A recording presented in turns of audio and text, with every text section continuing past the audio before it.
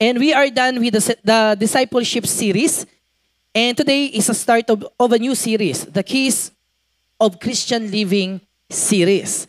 They are found in the Sermon of the Mount in Matthew chapter 5 to 7, which Jesus started with the Beatitude. Dati po, pinag-aralan na po natin yung Beatitude.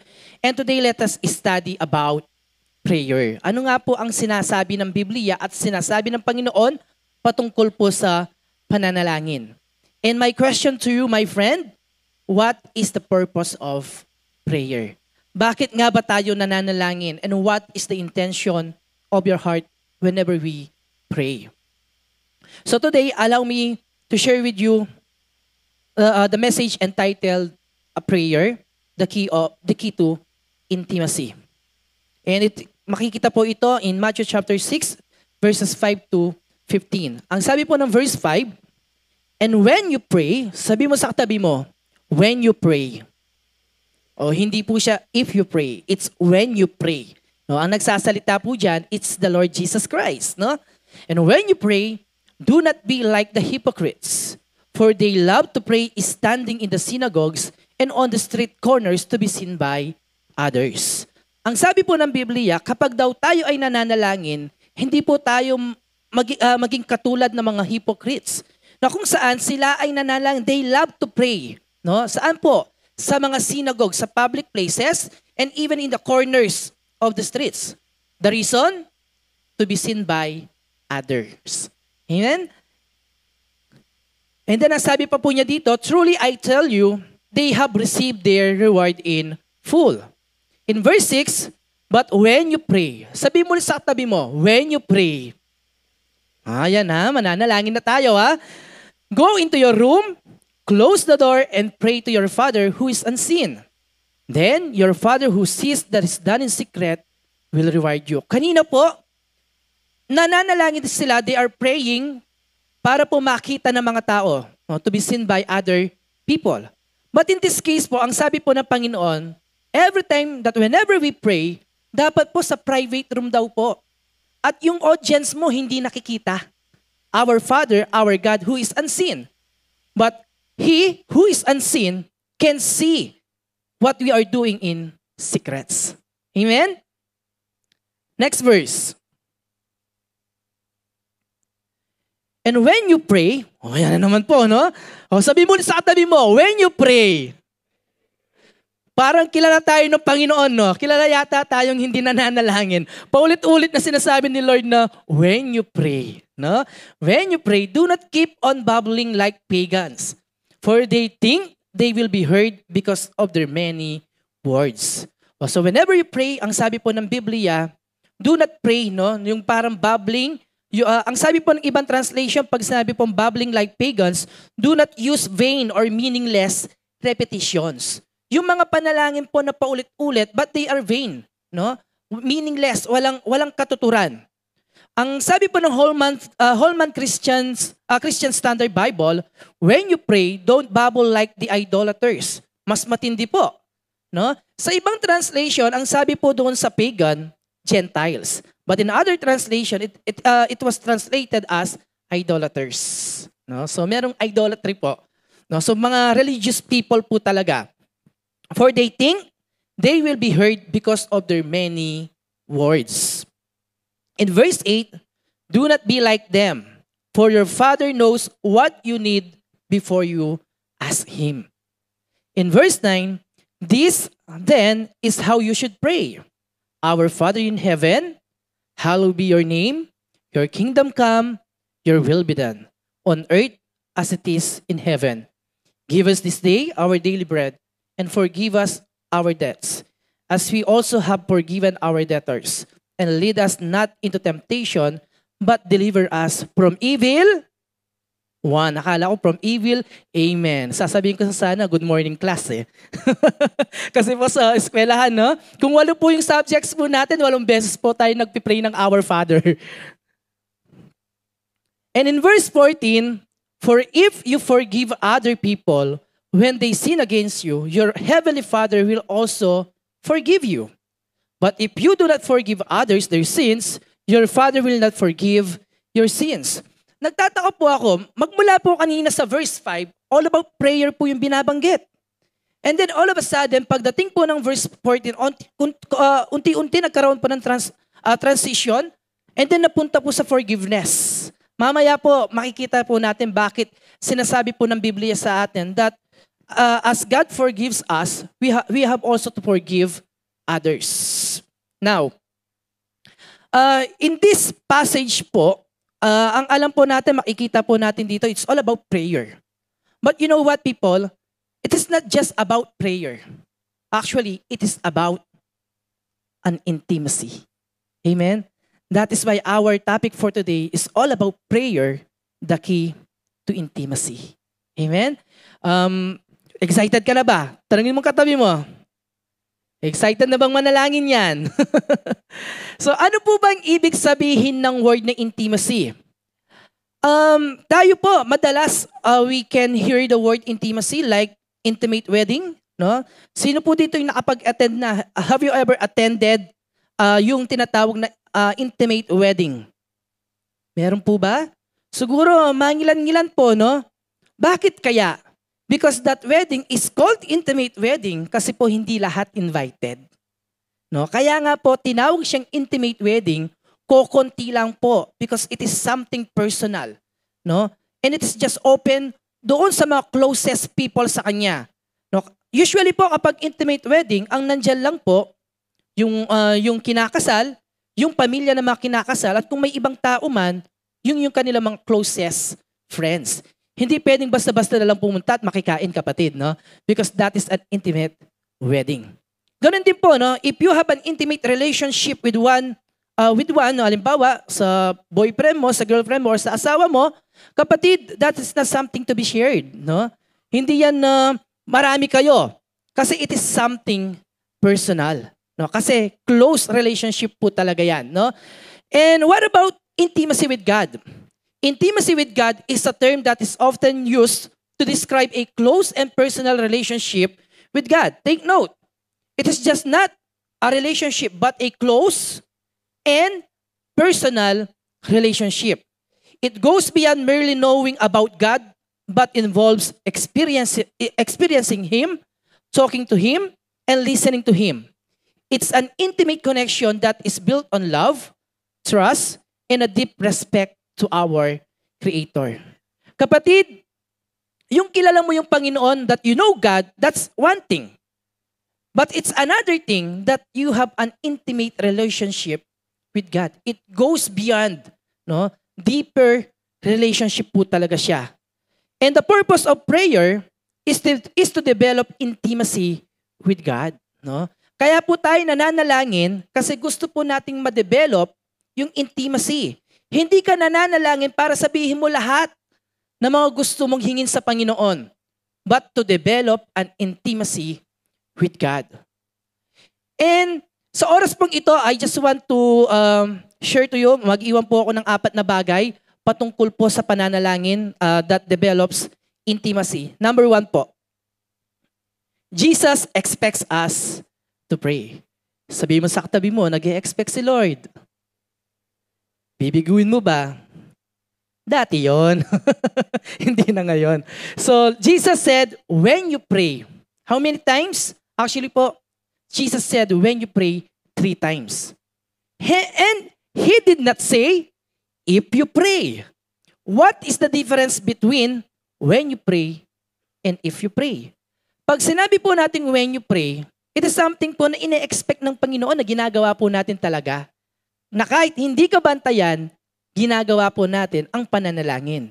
Pero pag sinabi po natin, if you pray, it is conditional. Yung kapag may oras ka lang, doon ka lang mananalangin. Pag wala, di wala. Parang ganun po pag if you pray. But Jesus said, when you pray. Ilang beses? 3. O sabi mo ulit sa katabi mo, when you pray. In letter B po, Jesus expects us to pray because He desires and expects us to have an intimate moments with Him.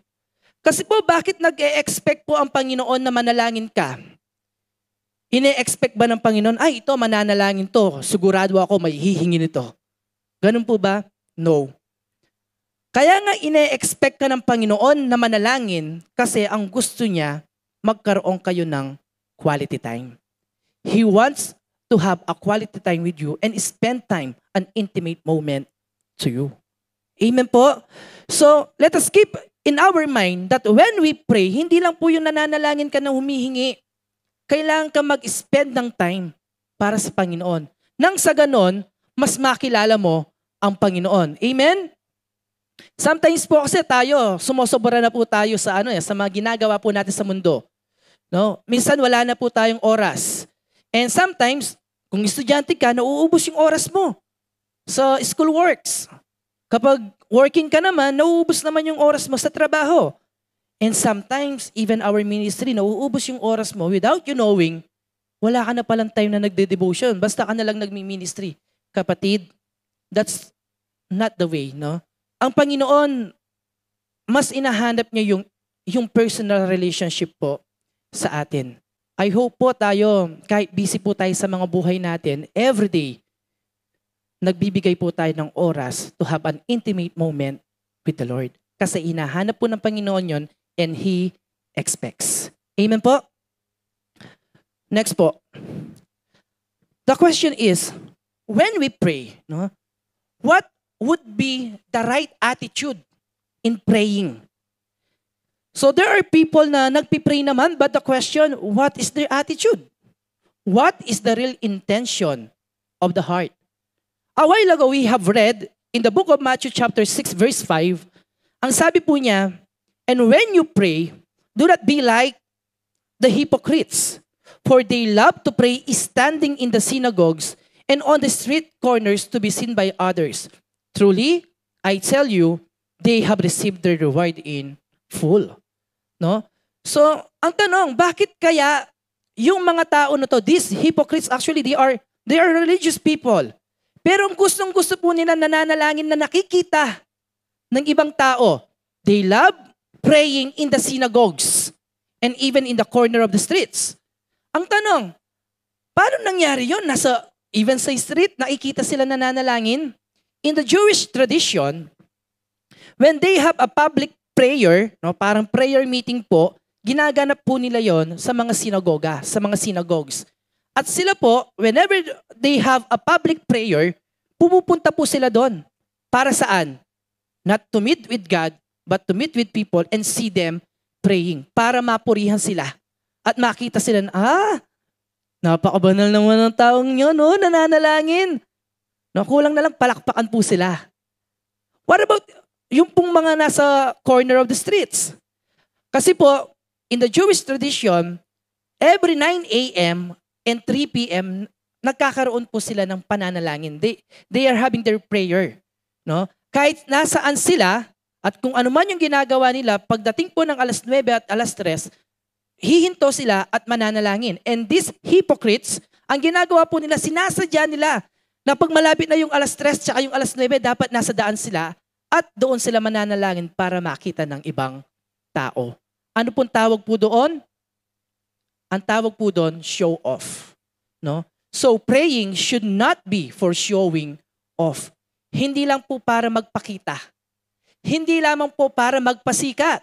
Kapatid, when you pray, hindi po tayo nagsho-show off lang. No? Ano ba talaga yung purpose ng pananalangin natin? The purpose of the prayer of hypocrites is not to be heard by God, but to be seen by men. The question is, bakit sila, binabawalan ba talaga silang mag-pray within the congregation? No? Kasama yung parang para prayer meeting, does God prohibit us? Kung ganun pala, dapat walang prayer meeting kung ayaw naman pala ng Panginoon na nakikita in public. Actually po, the answer is no. No? Hindi naman binabawal ng Panginoon. In fact, nagkakaroon po talaga ng mga corporate prayer. Because it is not a question po, no, kung saan ka nananalangin, sa public, sa private. It is a question of the intention of your heart.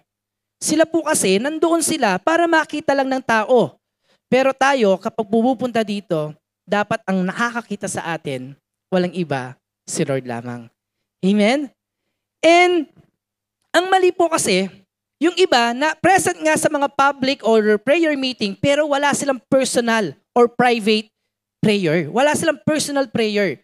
Kapatid, hindi masama ang pumunta sa mga prayer meeting. Maganda nga yun. Ang masama, nandun ka, pero ikaw wala kang sariling personal prayer. Bago ka pumunta ng prayer meeting, dapat ikaw mismo, meron ka muna ang personal prayer. Saan tayo nananalangin? Siyempre po, sa mga private rooms po natin. No? Amen? Sige po, palakpan po natin ang Panginoon. In letter B, it says here that praying must be done in private. No? At kabaligtaran po nung kanina. Ang sabi po na verse 6, but when you pray, go into your room, close the door, and pray to your Father who is unseen. Then your Father who sees what is done in secret will reward you. So when you pray in a closed door, you can be open to God. Kasi po, in a prayer meeting, dahil marami po tayo dito, yes, you can express yourself to God, pero iba pa rin po yung level. Kapag ikaw inopen mo yung sarili mo in your private prayer. So you can be open to God, heart and soul. And that is what we call intimacy. In intimacy, nothing is hidden. Where you can be true to yourself. No? Kapag ikaw nananalangin ka na mag-isa, ang kausap mo ang Panginoon, at walang ibang nakakakita sa iyo, kapatid, hindi mo na kailangan magpanggap. No? So you can be who you are. Because the one who listens to you accepts you no matter who you are. So walang halong pagpapanggap kapag ikaw nananalangin ka in your private room. Yung totoong intimacy po, talagang in secret po yan, no? Tinatago. No? So, kaya nga po ang sabi ko dyan, praying as publicity results to hypocrisy, but praying in privacy produces intimacy.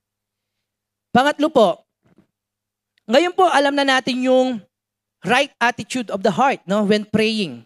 The question is, ano naman kaya yung tamang paraan ng pananalangin? Tama na po yung puso ko, pero paano po ba ako mananalangin? Ang sabi po ng Matthew chapter 6 verse 7, and when you pray, do not keep on babbling like pagans, for they think they will be heard because of their many words. So in short po, when praying, it should be simple and not repetitious. Kapatid, ang totoong intimacy hindi naman kailangan extravagant eh. No? Ang totoong intimacy kapag kausap mo yung tao na close sa iyo, hindi naman kailangan magbigay ka ng mga flowery words. No? So, it must be simple and not repetitious. So, ang sabi ko po dyan, God is more interested to your heart than your eloquence and repetitious words. Ang sabi ko nga po kanina, sometimes kapag inassign po natin ang kapatid, oh kapatid, mag-pray ka. And then, tumatanggi yan, di po ako marunong mag-pray. Hindi naman sa hindi siya marunong mag-pray. Nahihiya lang siya, hindi niya alam kung anong sasabihin niya. Kasi sometimes we are so conscious, ano bang sasabihin ko? Ano ba yung mga magagandang words na pwede kong banggitin pag nagpipray? Kapatid, wala naman sa salita yan. Nasa puso yan. Amen? So the simplicity and sincerity of the heart speaks louder than words. No? So, hindi naman kailangan na paulit-ulit. Sabi nga, do not like the idolaters, do not be like the pagans or the Gentiles. Bakit ba hindi dapat paulit-ulit? Because the Father, our Father, already knows what we need before we ask Him. Ang sabi po ng Biblia, bago ka pa humingi, alam na ng Panginoon kung ano ang nasa isip mo, kung ano nasa puso mo. Wala kang maitatago sa Kanya. Even the number of your hairs, alam niya. So bago ka pa lumapit kay Lord, alam na niya kung anong hihingin mo. No? Ang sabi nga po ng verse 8 ng Matthew chapter 6, do not be like them, for your Father knows what you need before you ask Him. And in Isaiah 65 verse 24, I love this verse. Ang sabi po niya, I will answer them before they even call to me. Imagine, sabi ng Panginoon, sasagutin ka na niya. Bago ka pa tumawag, no? Sa atin, di pwede yun eh. Yung tatawag mo na yung kaibigan mo, hindi pa nag-ring, di naman pwedeng hello. No? Pero kay Lord, possible. No? Bago ka tumawag, sinasagot ng Lord ang panalangin mo. While they are still talking about their needs, I will go ahead and answer their prayers. Advance pa si Lord. No? Habang sinasabi mo pa lang yung mga hinihingi mo, pinapanalangin mo, ang sabi ng Bible, sinagot na ng Panginoon. Aren't you glad about this? Amen? Ang tanong, bakit pa ako mananalangin? Alam na pala ni Lord at sinagot na pala ni Lord yung panalangin ko. No? If God already knows what we need before we ask Him, why do we need to pray? The answer is because God wants us to spend time and be intimate with Him as we pray. Amen? Kapag nananalangin tayo, bonus na lang yung mga sinagot na panalangin. Pero sa totoo lang, ang gusto ni Lord, hindi naman yung sabihin mo lang lahat ng paulit-ulit yung mga gusto mo sa Kanya. Sinagot na niya yon. He just wants to spend time with you intimately. Yung minsan, yung habang nagdi-devotion ka, nagpipray ka, as you worship the Lord, in the moment of silence, wala ka man sinasabi. Pero ramdam na ramdam mo ang presensya ng Panginoon. Nandun ka lang. That's intimacy, my friend. Amen? Have you ever experienced that? Yung wala ka naman sinasabi, pero nararamdaman mo yung pagkilos ng Panginoon, that is intimacy. Sometimes, ang alam lang natin kasi hingi lang tayo ng hingi sa Panginoon, kaya nga yung Panginoon naging Panginoon. Lord, Panginoon, Panginoon. Pero hindi man natin nalalaman kung ano yung puso ng Panginoon talaga. Kasi wala kang intimate relationship sa Kanya. Naalala ko po, no, yung mga OFW, minsan ganyan po yung mga nararamdaman nila. Na minsan kapag tumawag sila sa Pilipinas sa mga kapamilya nila, sa anak nila, sa mga kapatid, o kaya minsan kapag yung tumawag yung from Philippines papunta sa kanila, reaching them, ano po ba yung sinasabi ng mga kapamilya? Kadalasan, ma, bilan mo ko ng ganito, ng ganyan. Bigyan mo ko ng allowance, ma, wala na akong pang tuition. Pag sinabi ng nanay, oo, sige na, padadala ako. Kakausapin ka daw ni kuya. Ipapasa na yung cellphone. Alam niyo po, katulad ng mga OFW, hindi lang naman yung mga hinihingi natin, yung mga hinahanap nila. They want to talk to you. They want to spend time, a quality time with you, just like God. No, when we pray, hindi lang naman yung concern ni Lord, yung mga hinihingi mo. He wants to spend a quality time with us. Amen po? Ang sabi ko po dyan, the primary purpose of praying is to have an intimacy with God, not just to receive what we ask for. That's why ang sabi po ni Kingsley Opuari Manuel, the most important part of prayer is not the result it produces, but the intimacy it creates. Kapag nananalangin ka, matik na yun sasagutin ni Lord yung panalangin mo. Sinabi naman ng Biblia yun Pero ang mas nakakamangha dyan, habang nananalangin ka, yung intimacy mo nakikreate. The intimacy, your relationship with God, nade-develop. Amen? And that is the most important part of praying. Amen po ba? Sige po, palakpakan po natin ang Panginoon. In letter C, Jesus gives a model prayer. So, in the model prayer po na ibinigay po ng ating Panginoon, actually, ito po yung memorize nating prayer, no? Yung mga estudyante pag nag-pray, Our Father. Ganyan na po nangyayari, no? Ginawa na lang pong meaningless po yung panalangin. But this prayer is a model prayer, no? Pattern po siya. No? Hindi po yung mismong panalangin. It is just a pattern that was given by the Lord Jesus Christ. Ang sabi po niya sa verse 9, this then is how you should pray. Ganito manalangin, sabi niya. Hindi naman niya sinabi, ito ang panalangin ninyo gagawin. In other translation, ang sabi po niya sa verse 9, pray like this. Hindi naman niya sinabing pray this. Pray like this. Hindi po siya nakakonfine doon yung prayer natin, na yun lang yung panalangin. You can pray, you can express your heart to our God. Amen? And what amazes me po, pagdating po doon sa unang phrase pa lang po, nung sa model prayer na ibinigay ng ating Panginoon, ang sabi po niya, Our Father. No? So, it started calling our Creator, our Father, which signifies having a close relationship with Him. Kasi tinawag mo siyang Ama. you call Him Father. No? Kasi kung wala kang relationship sa Panginoon, pag nanalangin ka, pwede mo naman siyang tawagin na Almighty God. But this one is something personal because we are calling Him our Father. Because there is intimacy between man and God. Amen? And in verse 11, ang sabi po niya dyan, give us today. Sabi mo, today. No? Sabi pa niya, our daily bread. Yung Lord po natin, kung tutuusin, kaya naman niyang ibigay yung monthly. Even for the whole year, kayang isupply ni Lord. But in the model prayer, ang panalangin po doon, daily bread. Why? Kasi po, yung prayer na ito, God expects us to pray on a daily basis to develop our dependence and intimacy with Him. No? Hindi po yan allowance na pag hiningi mo after 1 month, balik ka kay Lord. No. We have to pray every day to show our dependence and our intimacy with God. Para araw-araw nakakausap mo si Lord. Amen po ba? And last po, malapit na po ako matapos. What are the hindrances of intimacy? Sometimes, we want to develop our personal relationship with God. Gusto nating ma-develop yung intimacy natin sa Panginoon. Pero there is something na nagbablock po. No? Something blocking us. No? Nagse-separate sa atin ng Panginoon. Ano kaya yung bagay na iyon? Una po, it's sin. No?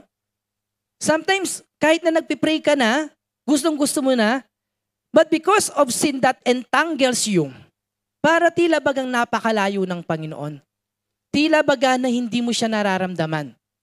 In the book of Isaiah, chapter 59, verses 1 to 2, in Amplified Version, it says here, behold, the Lord's hand is not so short that it cannot save, nor His ear so impaired that it cannot hear.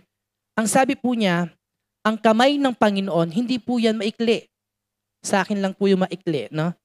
Hindi po yan maikli para hindi ka ma-save, para hindi ka niya maligtas. Ang kanyang tainga, hindi po yan impaired.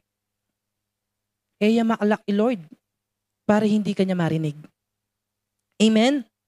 Kung ganun pala, bakit minsan parang napakalayo, no? But your wickedness has separated you from your God, and your sins have hidden His face from you so that He does not hear. Nakakalungkot po, no? Yung hanap ka ng hanap sa Panginoon pero hindi mo masumpungan. We have to check our hearts. Baka naman kapatid, may itinatago pa tayong kasalanan. Mayroon pa tayong hindi na isusuko sa Panginoon. Eh? Pangalawa po, or it might be, you have an unforgiving heart. That is why, sabi ko nga po, no, yung prayer, from prayer po yung topic, napunta doon sa model prayer, sa bandang dulo ng model prayer, all about, Lord, forgive us our debts, no, our sins as we forgive those who sins against us. And then in verse 14, binalikan po ulit ng Panginoon yon. Kasi it is something na seryoso talaga. Ang sabi po ng verse 14, for if you forgive other people when they sin against you, your heavenly Father will also forgive you. But if you do not forgive others their sins, your Father will not forgive your sins. Of course, kapag hindi ka nagpatawad, yung kasalanan din natin, hindi napapatawaran. Paano ka makikipag-usap sa Panginoon if there's something blocking between you? Kapatid, beginning today, let us be our commitment na ngayon, let us surrender our lives unto God. Let us surrender all the secret sins. Pangalawa, let us also forgive others. Baka sa puso mo, merong unforgiveness, kaya hindi ka nakakalapit sa Panginoon. Amen? And as I end po, kanina po, nung binasa po natin yung scripture, it says na yung mga hypocrites, dahil nakikita na ng mga tao na pipraise na sila, they have already received their reward in full. Ibig sabihin, wala na silang i-expect pa na in return na magmumula sa Panginoon. Nakuha na nila sa mga tao. But when you pray in your private room, having an intimacy with God, hindi nakikita ng tao, our God, who is unseen, can see you in secret. Then our Father will reward you. Ano kaya yung reward na yon? Are these the answered prayers? I think, kapatid, I believe bonus lang yung mga answered prayers natin. Because the ultimate reward that you could ever receive whenever you pray is intimacy. Nothing greater than this. Yung mga hypocrites, dahil na-receive na yung reward nila sa mga tao, wala nang intimacy with God. But we, as we pray in our secret places, seeking our God, can receive the greatest reward, the ultimate reward, and that is intimacy, a personal relationship with God. And in James chapter 4 verse 8a, ang sabi po dyan in Amplified Version, come close to God with a contrite heart. Ano po sabi niya? Come close to God. Hindi po niya sinabing come to God. Iba po yung pumunta ka lang, pero pwedeng napakalayo mo. But the Bible says, you have to come close to God with a contrite heart. And then ang sabi po niya, and He will come close to you. Kung ikaw lalapit ka sa Panginoon, ang Panginoon hindi ka naman itataboy. Lalapit din ang Panginoon sa iyo. And I just want to remind everyone that as we come to God, kapatid, sa paglapit mo sa Panginoon, be yourself. Wala ka namang maitatago sa Kanya. Nothing can be hidden from God. Amen? And let's just allow God to search our hearts. Thank you for joining us. If you enjoyed this message, take a minute to like and share this video and page and subscribe to our YouTube channel. Also, mention your friends and loved ones. And if this ministry greatly impacted and touched you, and you would like to partner with us, you may check the following accounts on the screen. Thank you for watching and see you again on our next video.